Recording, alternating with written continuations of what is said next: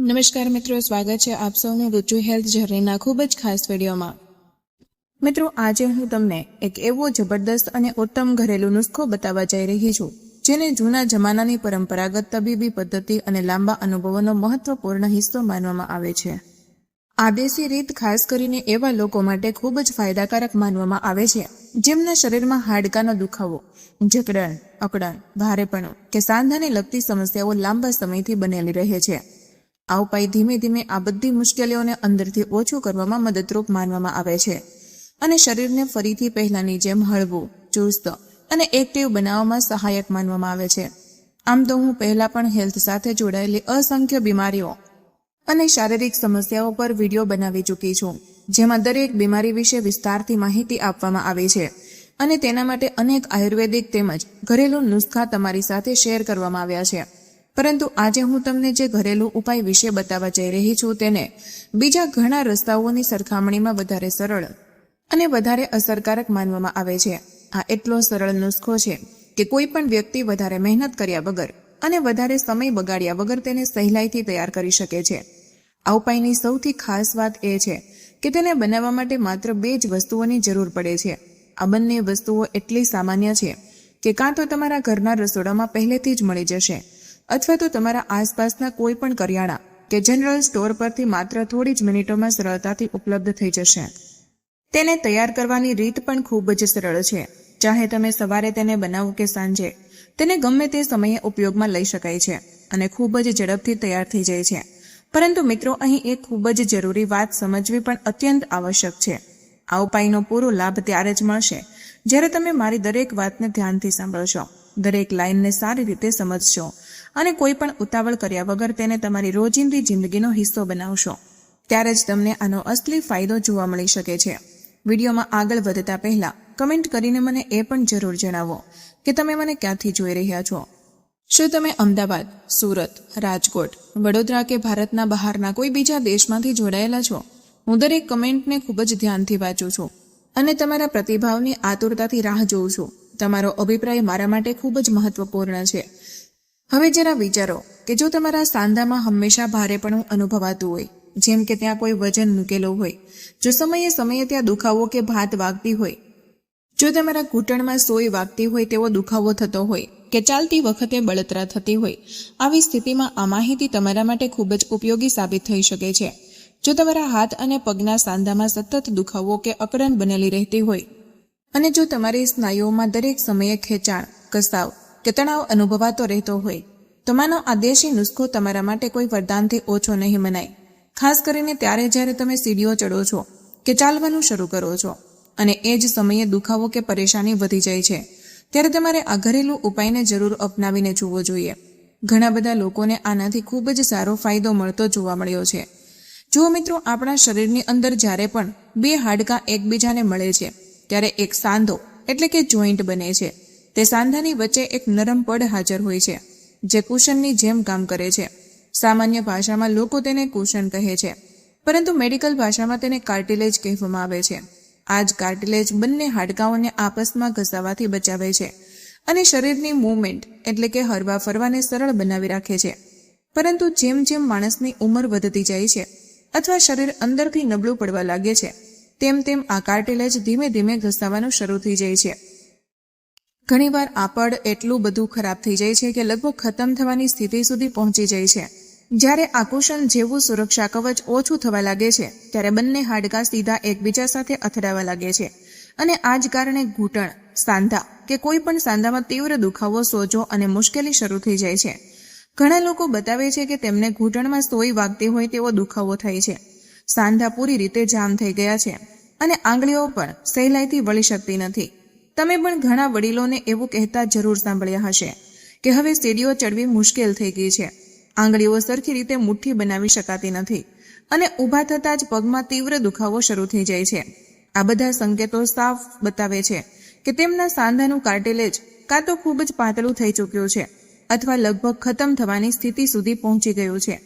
હવે હું તમને જે ઉપાય વિશે બતાવવા જઈ રહી છું તેની સૌથી મોટી ખાસિયત એ છે કે તેને શરીરમાં કાર્ટિલેજને ફરીથી બનાવવામાં મદદરૂપ માનવામાં આવે છે। જૂના ખરાબ સાંધાની સ્થિતિને સુધારવામાં સહાયક માનવામાં આવે છે અને હાડકાને ફરીથી મજબૂત તેમજ લવચીક બનાવવામાં મદદ કરે છે. જેમ કે મેં તમને પહેલા પણ બતાવ્યો, તેને તૈયાર કરવા માટે માત્ર 2 જ વસ્તુઓની જરૂર પડે છે.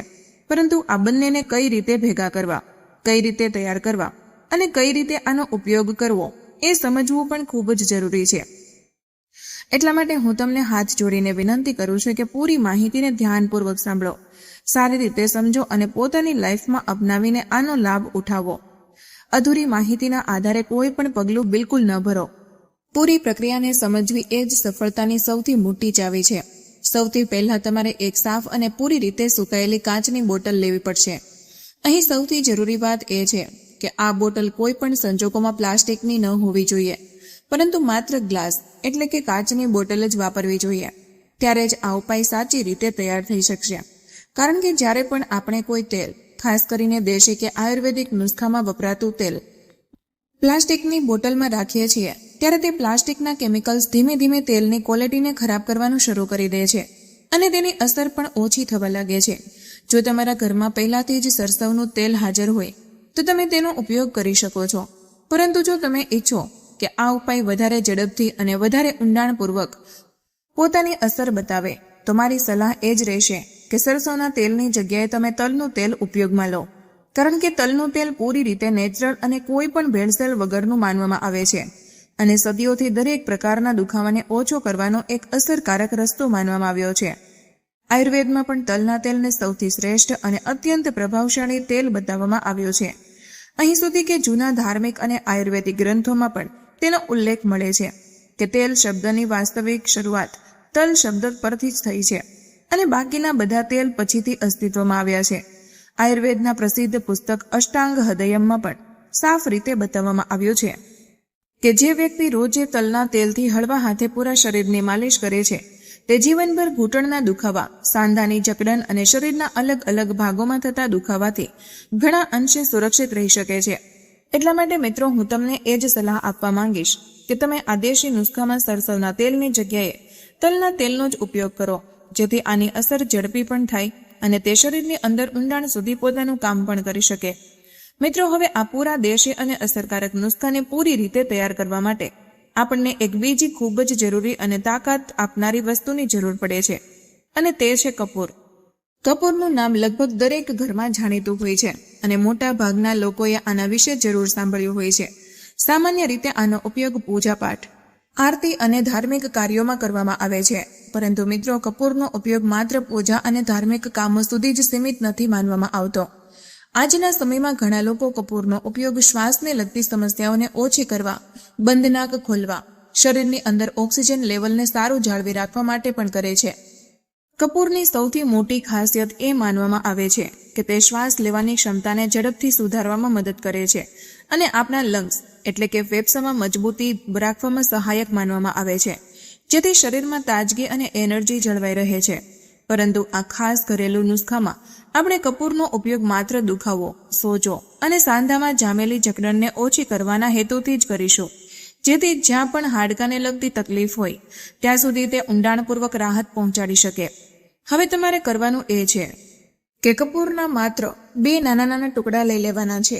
આ ટુકડાઓને કોઈ ખાંડણી દસ્તા કે કોઈ મજબૂત વસ્તુની મદદથી ધીમે ધીમે ખાંડવાના છે, જ્યાં સુધી કે તે પૂરી રીતે બારીક પાવડર એટલે કે ચૂર્ણનું રૂપ ન લઈ લે. આ વાતનું ખાસ ધ્યાન રાખો કે તેમાં કોઈ પણ મોટો કે જાડો ટુકડો બિલકુલ વચેલો ન રહે, કારણ કે જેટલો વધારે બારીક આ પાવડર હશે તેટલી જ સારી રીતે તે તેલમાં ભળી શકશે. હવે જે પાવડર તૈયાર થઈ ચૂક્યો છે તેને એ જ સાફ અને પૂરી રીતે સુકાયેલી કાચની બોટલમાં નાખી દો, જેમાં તમે પહેલાથી તલનું તેલ ભરીને રાખેલું છે. ત્યાર પછી બોટલનું ઢાંકણું સારી રીતે બંધ કરી દો અને બોટલને હળવા હાથે થોડા સમય સુધી ધીમે ધીમે હલાવો, જેથી કપૂરનો પાવડર અને તેલ આપસમાં સારી રીતે ભળીને એક સરખું મિશ્રણ બનાવી લે. આ પૂરી પ્રક્રિયાને શાંતિથી કરવી ખૂબ જ જરૂરી છે, જેથી બંને વસ્તુઓ પૂરી એક સાથે એકબીજામાં ઓગળી જાય. હવે આ તૈયાર તેલને ઓછામાં ઓછું 1 કલાક સુધી સીધા અને સારા તડકામાં રાખવું ખૂબ જ જરૂરી માનવામાં આવે છે. જો ઉનાળાની ઋતુ હોય તો આ કામ ખૂબ જ સરળતાથી થઈ જશે, કારણ કે તે સમયે સૂર્યના કિરણો ખૂબ જ તેજ અને પ્રભાવશાળી હોય છે. પરંતુ જો શિયાળાની ઋતુ હોય તો આકાશમાં વાદળો છવાયેલા હોય અને તડકો ઓછો નીકળતો હોય, ત્યારે આ કામમાં થોડી મુશ્કેલી આવી શકે છે. એટલા માટે હવામાનનું ધ્યાન રાખવું પણ ખૂબ જ જરૂરી માનવામાં આવે છે. આવી સ્થિતિમાં પ્રયાસ કરો કે આ બોટલને એ જ સમયે તડકામાં રાખવામાં આવે જ્યારે સૂર્યનો પ્રકાશ સીધો બોટલ પર પડી રહ્યો હોય. લગભગ 1 કલાક સુધી તડકામાં રાખ્યા પછી આ તેલ પૂરી રીતે તૈયાર અને વધારે અસરકારક માનવામાં આવે છે. હવે અહીં સૌથી જરૂરી વાત એ સમજવાની છે કે આ તેલનો ઉપયોગ ક્યારે કરવો જોઈએ અને કઈ રીતે કરવો જોઈએ જેથી આનો ફાયદો સૌથી વધારે અને લાંબા સમય સુધી જળવાઈ રહે. આ તેલ લગાવવાનો સૌથી સારો સમય સવારનો કે દિવસનો સમય માનવામાં આવે છે. પ્રયાસ કરો કે સાંજ પછી કે રાત્રે ઊંઘતા પહેલા આનો ઉપયોગ ન કરો, કારણ કે તે સમયે શરીરનું તાપમાન થોડું ધીમું થઈ જાય છે અને આની અસર એટલી ઊંડાણ સુધી પહોંચી શકતી નથી. હવે જ્યારે તમે આ તેલ લગાવવા જાઓ ત્યારે પોતાની બંને હથેળીઓમાં આની પૂરતી માત્રા લો અને હળવા હાથે તેમને આપસમાં ધીમે ધીમે ઘસો. જ્યારે તમારી હથેળીઓમાં હળવો ગરમાટો અનુભવવા લાગે ત્યારે આ તેલને તે જ જગ્યા પર લગાવવાનું શરૂ કરો જ્યાં દુખાવો, સોજો કે જકડાણ અનુભવાઈ રહી હોય. તમે આ તેલને ઘૂંટણ, સાંધા, કમર, પીઠ કે શરીરના કોઈ પણ સાંધા પર લગાવી શકો છો. પરંતુ આ વાતનું ખાસ ધ્યાન રાખો કે માલિશ હંમેશા હળવા હાથે જ કરવાની છે. બહુ વધારે દબાણ આપીને બિલકુલ નથી કરવાની, કારણ કે હળવી માલિશ તેલને ધીમે ધીમે અંદર સુધી પહોંચાડવામાં મદદ કરે છે. આ તેલ ધીમે ધીમે શરીરની અંદર જઈને પોતાની અસર બતાવવાનું શરૂ કરી દે છે. જેટલું સરળ આ તેલને તૈયાર કરવાનું છે એટલો જ ઊંડો અને લાંબા સમય સુધી રહેનારો આનો પ્રભાવ માનવામાં આવે છે. હવે જો તમે ઈચ્છો છો કે આ તેલની તાકાત લાંબા સમય સુધી જળવાઈ રહે તો જરૂરી છે કે તમે દરરોજ આ બોટલને ઓછામાં ઓછો અડધો કલાક તડકામાં જરૂર રાખો. આનાથી આની શક્તિ લાંબા સમય સુધી બનેલી રહે છે. અડધો કલાક પૂરો થઈ ગયા પછી બોટલને પાછી ઘરની અંદર મૂકી દો. આ રીતે જ્યારે આ તેલ રોજ સૂર્યના કિરણોમાંથી ઉર્જા પ્રાપ્ત કરે છે તો તેમાં સૂર્ય ચિકિત્સા એટલે કે સન થેરાપીનો ગુણ વિકસિત થવા લાગે છે. આનાથી આની ઔષધીય શક્તિ અનેક ગણી વધી જાય છે અને તે શરીરની અંદર જઈને ઝડપથી અસર બતાવવા લાગે છે. આ જ કારણ છે કે આને નિયમિત રૂપે તડકામાં રાખવું જરૂરી માનવામાં આવે છે. હવે જો તમે ઈચ્છો કે તમારા શરીરના જૂના અને ઘણા વર્ષોથી થયેલા દુખાવા અંદરથી ઓછા થઈ જાય તો તમારે આની સાથે બીજી કેટલીક નાની પરંતુ મહત્વની વાતોનું પણ ધ્યાન રાખવું પડશે. જેમ કે રાત્રે ઊંઘતા પહેલા ક્યારેય પણ દહીં, છાશ કે કોઈ પણ પ્રકારની ખાટી વસ્તુઓનું સેવન ન કરવું જોઈએ, કારણ કે આ વસ્તુઓ ઘણીવાર શરીરમાં દુખાવો અને અકળાણ વધારવાનું કામ કરે છે. આ સિવાય પ્રયાસ કરો કે રાજમા, અડદ, તુવેરની દાળ, બટાકા, ફ્લાવર અને સફેદ ચોખા જેવી વસ્તુઓનું સેવન ઓછી માત્રામાં કરો, કારણ કે આ બધી વસ્તુઓ શરીરમાં વાયુ તત્વને વધારવાનું કામ કરે છે. જ્યારે શરીરમાં વાયુ વધારે વધી જાય છે ત્યારે સાંધાની અંદર હાજર નેચરલ મોઇશ્ચરાઇઝર એટલે કે પ્રાકૃતિક ભેજ ધીમે ધીમે ઓછો થવા લાગે છે અને કાર્ટિલેજ નબળું પડીને ખતમ થવા લાગે છે. આ જ કારણ છે કે સાંધામાં દુખાવો અને જકડણ સતત વધવા લાગે છે. એટલા માટે વાયુ વધારનારી વસ્તુઓથી અંતર જાળવી રાખવું ખૂબ જરૂરી માનવામાં આવે છે. આ સિવાય કેટલાક સરળ ઘરેલું ઉપાય એવા પણ છે જેની મદદથી તમે શરીરની અંદર જમા વધારાનો વાયુ એટલે કે હવાને બહાર કાઢી શકો છો. તેમાં સૌથી વધારે અસરકારક રસ્તો મેથીના દાણાને માનવામાં આવે છે. મેથીના દાણા શરીરને અંદરથી મજબૂત બનાવવામાં સહાયક માનવામાં આવે છે. તમારે દરરોજ રાત્રે ઊંઘતા પહેલા 1 ચમચી મેથીના બીજ પાણીમાં પલાળીને રાખી દેવાના છે અને બીજી સવારે ઉઠીને નરના કોઠે તે પલાળેલા દાણાને સારી રીતે ચાવીને ખાઈ લેવાના છે. આ રીત શરીરમાંથી વધારાનો ગેસ, સોજો અને ભારેપણું બહાર કાઢવામાં ખૂબ જ કારગર માનવામાં આવે છે અને આનાથી સાંધાની સેહત લાંબા સમય સુધી સારી બનેલી રહે છે.